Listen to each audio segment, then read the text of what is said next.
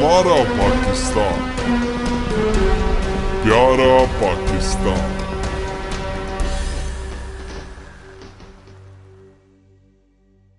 खबर आपको देंगे, Mauzam foundation multi skill hub centre की पहली सालगिरह और यौम आज़ादी की तकरीब का इनेकाद।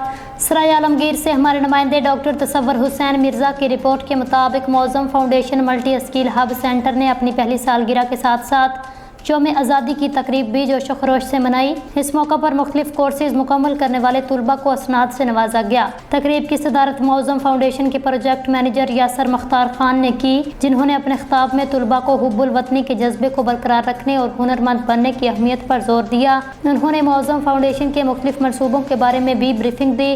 तंजीम की कम्युनिटी सर्विस और फलाही कामों के अज़म को उजागर किया। हसन मुजतबा ने स्टेज सेक्रेटरी के फ़राइज़ खुश असलूबी से सर अंजाम दिए, जिसकी बदौलत तकरीब का इनेकाद कामयाब रहा। तकरीब में मौज़म फाउंडेशन के सदर हाफिज़ मोहम्मद यूसुफ, मौज़म हस्पताल के एडमिनिस्ट्रेटर कर्नल नईम मियाँ और youth assembly of human rights ज़िला जेहलम के सदर अब्दुल गफूर चौहान ने भी शिरकत की। मर्दान से आने वाले मौज़म फाउंडेशन की टीम के अरकान बिलाल बच्चा और हाफिज़ इमरान भी इस मौका पर मौजूद थे, जिन्हें इनकी फलाही खिदमात के तरफ में इसनाद पेश की गई। तमाम मेहमानों ने तुलबा का हौसला बढ़ाया और उनमें अनामत तकसीम किए। तकरीब का इख्तिताम यौम आज़ादी के केक काटने की तकरीब से हुआ, जिसमें तमाम मेहमानों ने शिरकत की।